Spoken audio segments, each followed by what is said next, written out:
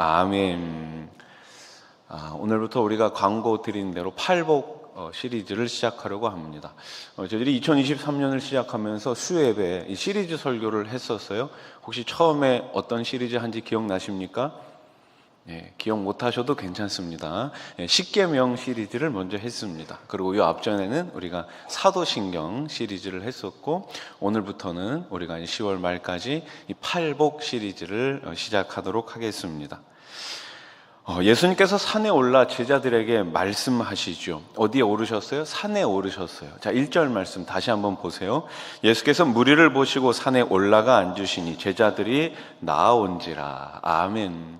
산에 올라가 가르치셨기 때문에 우리는 산 위에서 내린 교훈이라는 뜻의 산상수훈이라고 부릅니다. 예수님께서 산 위에서 말씀하셨다, 산 위에서 가르치셨다, 그래서 산상수훈 이렇게 부릅니다.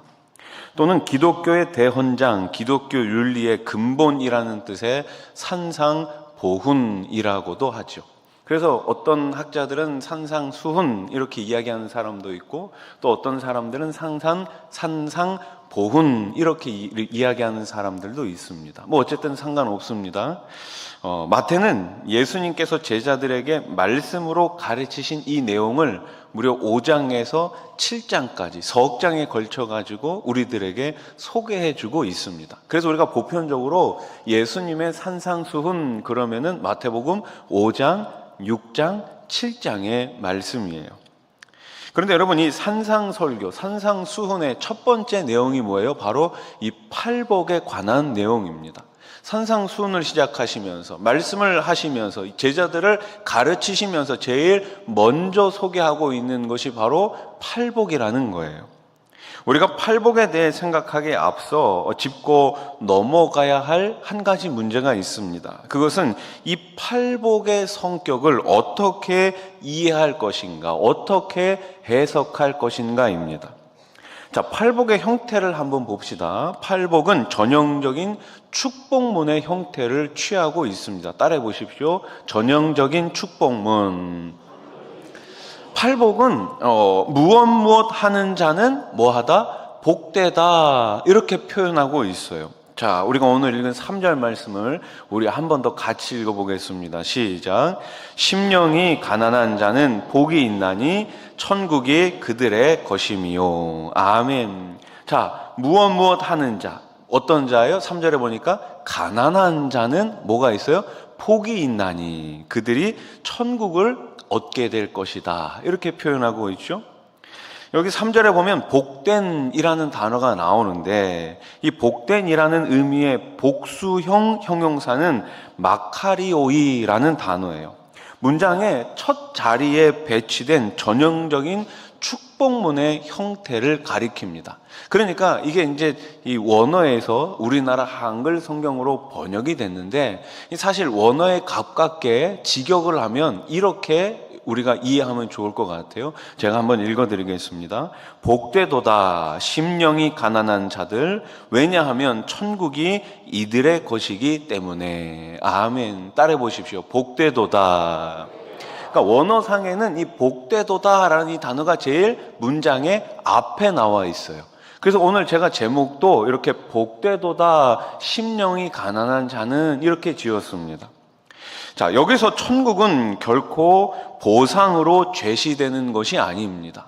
우리가 심령이 가난해지면 천국이 우리의 것이 될 수가 있어요, 없어요? 없어요. 그러니까 천국은 이미 이 사람들의 것이지요. 그러니까 예수님께서 제자들에게 말씀하고 계신데, 너희들이 심령이 가난해지면 천국이 너희의 것이 될 거야가 아니라 이미 너희가 천국을 소유했어. 그렇기 때문에 어떻다라는 거예요? 복되다라고 이렇게 말씀하고 계신 것이죠. 그렇습니다. 예수님의 복의 선포에서 천국은 하나의 보상으로 제시되는 것이 아닙니다. 우리가 뭔가를 잘하면 보상으로 선물을 받거나 상을 받잖아요. 아이들이 학교에서 열심히 공부를 합니다. 1등을 했습니다. 그러면 학교에서 장학금을 주지요. 우리는 그것을 보상이라고 이야기합니다. 열심히 잘하면 보상을 받습니다. 또 전쟁에 나가가지고 큰 공을 세우면 훈장을 받지 않습니까? 보상이에요. 상이에요. 그런데 우리가 하나님 나라, 천국을 소유할 수 있는 방법은 내가 무언가를 열심히 해가지고 얻을 수 있는 것이 아니다라는 말씀입니다. 심령이 가난한 것이 천국에 들어가기 위한 하나의 가입 조건으로 제시되는 것도 아니죠. 여러분, 우리가 살아가고 있는 이 사회에는 크고 작은 많은 이 그룹들이 있습니다. 많은 이 팀들이 있죠. 또 우리가 어떤 소그룹에 참여하기 위해 가지고는 이 적당한 뭐도 내야 돼요? 회비도 내야 됩니다. 회비 내보셨죠? 네, 회비 내야 됩니다. 우리 전도에서도 이제 회비 거두신다 그러는데 뭐 안 낸다고 해가지고 큰 뭐 불이익이 있는 건 아니겠지만 어찌됐든 우리가 어떤 이 모임에 가입하기 위해서는 가입비도 내야 되고 회비도 내야 되는 거예요. 그런데 우리가 천국에 들어가기 위한 하나의 가입 조건으로 제시되고 있는 것도 아니라는 거죠. 예수님은 너희가 천국에 들어가려면, 그래서 미래의 약속들을 보상으로 받으려면 이러이러한 사람이 되어야 한다는 방식으로 말씀하시는 것이 결코 아닙니다. 오히려 천국이 이미 그들의 것이 된 사람들의 모습이 어떠한지를 묘사하고 있는 것이죠. 그 사람들은 1차적으로 어떤 사람들이라는 거예요? 심령이 가난한 사람들이라는 거예요. 천국을 이미 소유하고 있는 사람들의 모습을 보니 심령이 가난한 사람들이었다라는 것이죠. 그렇다면 심령이 가난하다는 것은 어떤 말씀입니까? 어떤 의미입니까? 시편 42편 1절 말씀 우리 한번 같이 읽어보겠습니다. 시작. 하나님이여 사슴이 시냇물을 찾기에 갈급함같이 내 영혼이 주를 찾기에 갈급하니이다. 아멘. 시편의 이 유명한 이 말씀은 심령이 가난한 자를 잘 표현하고 있는 말씀이에요. 여러분, 사슴은 열이 많은 짐승으로 알려져 있죠. 일정 시간 안에 목마름을 해결하지 못하면 사슴은 죽을 수밖에 없습니다. 그러니 사슴이 물을 찾는다는 것은 뭘 뜻합니까? 생명의 연장을 뜻하죠. 생명을 찾아 시냇물을 찾아다니는 거예요. 그렇게 하나님을 찾는 사람이 어떤 사람이라는 것입니까? 심령이 가난한 사람이라는 것입니다. 예수님의 사역은 세상을 향한 저항이었죠. 예수님의 사역은 세상의 흐름과 방향을 끊고 뒤집는 것이었어요. 우리의 생각을 바꾸고 가치관을 새롭게 세우셨습니다. 그래서 세상을 따르면서 주님을 따른다는 것은 사실 앞뒤가 맞지 않습니다. 마치 비 오는 날에 풀을 지피는 것과 같지요. 아무리 좋은 장작이라도 비가 오는 날에는 불을 붙일 수가 없습니다. 오히려 연기만 날 뿐이죠. 세상을 따르든지 주님을 따르든지 둘 중 하나여야 합니다. 이 세상 사람들, 예수님을 만나기 전 우리의 모습에 대해 성경은 어떻게 기록하고 있습니까? 에베소서 2장 2절 말씀입니다. 같이 읽어볼까요? 시작. 그때에 너희는 그 가운데서 행하여 이 세상 풍조를 따르고 공중의 권세 잡은 자를 따랐으니 곧 지금 불순종의 아들들 가운데서 역사하는 영이라. 아멘. 우리가 예수님을 만나기 전, 알기 전에는 이 세상 풍조를 따라갔습니다. 공중에 권세 잡은 자를 따라갔습니다. 그러나 예수를 영접하고 예수를 따르는 자들은 어떻게 삽니까? 이제는 예수님의 말씀에 순종하며 하나님 나라의 통치를 받는 것이죠. 예수를 믿고 주를 따른다고 하는 사람들이 말씀의 이정표대로 사는 것이 아니라 이 세상 풍조에 휩쓸려 살아야 되겠습니까? 오늘 심령이 가난한 자에게 목마름과 갈급함으로 살아가는 자들에게 하시는 말씀이 무엇입니까? 목마름의 해결은 세상에 있는 것이 아니라 하나님의 말씀 안에 있다는 것을 가르치고 있습니다. 예수님은 산상수훈을 통해 너희들은 이 말씀을 가지고 율법의 지배 아래에 있는 이 시대에 저항하라고 말씀하고 계시는 거예요. 이제는 은혜에 의존하며 살아라. 은혜를 붙잡으라는 말씀입니다. 율법을 이제는 버리고 그 율법 시대는 지나갔고 내가 왔으니, 율법의 완성자인 내가 왔으니 내가 주는 그 은혜를 붙잡고 살라는 것입니다. 우리 삶도 마찬가지입니다. 우리가 무엇을 가졌느냐, 무엇을 할 수 있느냐, 무슨 능력이 있느냐에 하나님은 사실 그렇게 크게 주목하지 않으십니다. 하나님은 우리의 마음이 얼마나 가난한지, 또 얼마나 갈급한지, 얼마나 하나님을 찾는가에 주목하고 계십니다. 나는 능력이 없지만 하나님은 이미 능력이 많으신 분이에요. 여러분, 사람이 무슨 능력이 있겠습니까? 우리가 하나님 나라 일을 한다고 하지만, 우리가 교회의 크고 작은 일들을 감당한다고 하지만 사실 우리의 힘이 얼마나 되겠습니까? 우리의 힘대로 일하는 것이 아니라, 내 능력대로 사역하는 것이 아니라 하나님의 능력을 의지하며 그분을 바라보며 일할 수 있는 우리 일꾼 되시기를 소원합니다. 그러니까 나는 부족해도 크게 상관없어요. 오히려 부족하면 부족할수록 누구를 찾아요? 하나님을 찾는 것이죠. 그것이 더 중요한 것 아니겠습니까? 그 하나님의 능력이 우리와 함께 합니다. 지금 우리의 마음이 얼마나 가난합니까? 얼마나 갈급합니까? 얼마나 하나님을 의지합니까? 하나님은 바로 여기에 주목하고 계십니다. 그렇다면 지금 나의 마음이 가난한지 살펴봐야 하지 않겠습니까? 내 마음의 주인이 누구인지 살펴보아야 하지 않겠습니까? 내 마음을 무엇으로 채우고 있는지 우리가 점검해 봐야 되지 않겠습니까? 하나님의 말씀으로 채우고 있습니까? 아니면 세상의 것으로 채우고 있습니까? 주인이 없는 마음은 주인이 왔다 갔다 하는 마음과 같아요. 어제는 이 사람을 좋아했다가 내일은 저 사람을 좋아했다가, 결혼한 분들은 아니고 결혼 전에, 그러면 어때요? 그럼 큰일 납니다. 한 사람만 사랑하기에도 부족한 세상인데 한 하나님만 섬기며 그분을 나의 주인으로 섬기며 살아도 부족한데 왜 우리는 자꾸만 다른 것을 나의 주인으로 생각하며 그것을 따라가고 있습니까? 주인이 왔다 갔다 하는 마음, 주인이 없는 마음이죠. 그러나 하나님이 주인인 마음은 하나님의 말씀으로 채워진 마음입니다. 여러분의 마음을 다른 것으로 채우지 마시고 하나님의 말씀으로 채우시기를 주의 이름으로 축복합니다. 자, 여러분, 심령이 가난한 자를 복되다 하는 구체적인 이유가 무엇입니까? 천국은 이미 이 사람들의 것이기 때문이에요. 이런 사람들의 것이 될 것이다가 아닙니다. 천국은 우리하기 나름의 대상이 아니에요. 우리가 뭔가를 잘하면 거기에 따른 보상으로 제시되는 것이 아니라고 말씀드렸죠. 심령이 가난하게 되는 것이 천국에 들어가기 위한 가입 조건도 아니라고 말씀드렸습니다.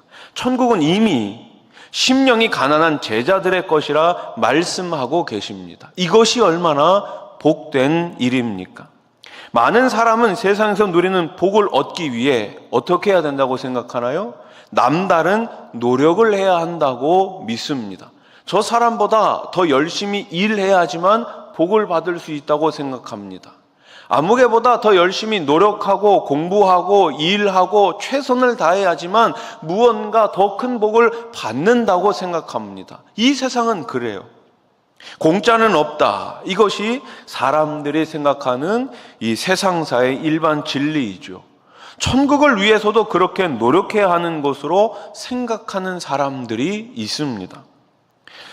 이미 꽤 오래전 일인데요. 제가 한 70세쯤 되신 한 어르신하고 양육을 한 적이 있습니다. 1대1로 양육을 했어요. 구원의 확신에 대해 설명을 드리는 날이었습니다. 어르신, 혹시 구원의 확신이 있으십니까? 라고 여쭸더니 그분이 아직 구원의 확신이 없다고 하시더라고요. 그래서 열심히 설명을 해드렸어요. 어르신, 우리의 노력으로, 나의 공로로 우리는 구원을 얻을 수 있는 것이 아닙니다. 구원은 하나님의 은혜요, 하나님께서 거저 주시는 선물입니다. 예수님을 믿기만 하면, 내 마음에 영접하기만 하면 우리는 구원을 얻고 하나님의 자녀가 되는 권세를 가질 수 있습니다. 이렇게 20분 동안 열심히 설명을 드리고 나서 다시 여쭤보았어요. 어르신, 지금 죽어도 천국 가실 확신이 있으십니까? 이렇게 여쭈니 이렇게 말씀하시더라고요. 아니, 그걸 어떻게 안 돼. 죽어봐야 알지. 네. 제가 설명을 잘 못했나 싶어가지고 다시 설명을 드리려고 하는데 갑자기 이런 생각이 들더라고요. 나도 완전히 이해를 하지 못하는데 이 어르신이 이해를 못하는 게 당연하구나. 그렇습니다. 구원은 내 지식으로 이해할 수 있는 것이 아닙니다. 여러분 한번 마음속에 한번 곰곰이 한번 생각해 보십시오. 내가 구원받았다는 것이 진짜 믿겨지십니까? 진짜 머리로 이해가 가십니까? 나 같은 죄인이 용서함 받아 하나님의 자녀가 되었다라는 게, 여러분, 이게 지식적으로 이게 말이 되는 겁니까? 말이 안 되죠. 말이 안 됩니다. 하나님의 구원의 은혜는 어떤 거예요? 그냥 받아들이는 거예요. 받아들이는 거. 우리는 그 어떤 노력을 해도 천국을 대가나 보상으로 얻을 수 없습니다. 천국은 하나님의 아들 구원자 예수 그리스도를 믿을 때 값없이 은혜로 우리에게 주어지는 것이죠. 이 이해할 수 없는 은혜를 믿음으로 받고 누리는 사람이 된 것이 얼마나 복된 일입니까? 천국이 예수 그리스도를 믿는 여러분의 것으로 이미 주어졌다는 사실을 가장 큰 복으로 깨닫고 감사와 찬양을 올려드리시기를 주의 이름으로 축복합니다. 그래서 우리가 할 수 있는 건 딱 하나예요. 내가 받은 이 구원, 내가 받은 이 감격 그대로 하나님 앞에 나아가 예배로 영광을 올려드리는 것입니다. 우리가 할 수 있는 것은 그거예요. 하나님 앞에 감사드리고 그 하나님께 찬양과 영광을 올리는 것입니다. 자, 이제 마지막 세 번째로 심령이 가난하다. 이 의미에 대해서 좀 더 살펴봅시다.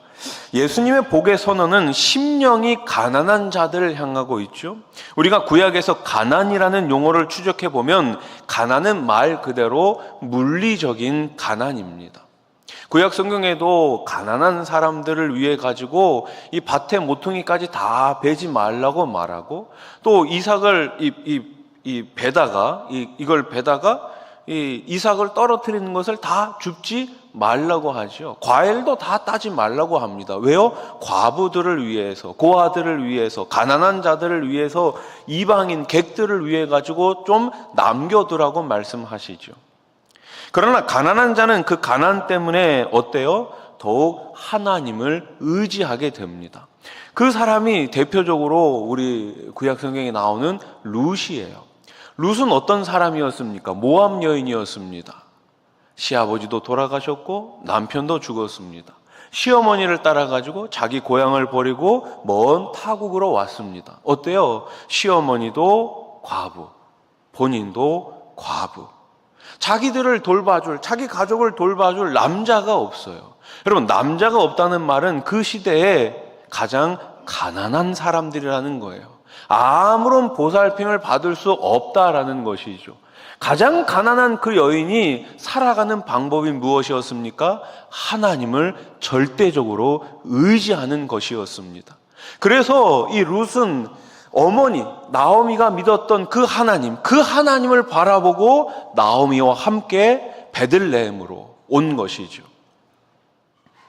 하나님은 그 마음이 한없이 겸비해 오직 하나님만을 찾는 가난한 자들의 하나님이십니다. 심지어 하나님은 자기 백성을 가리켜 곤고한 자, 가난한 자라고 부르기도 하셨습니다.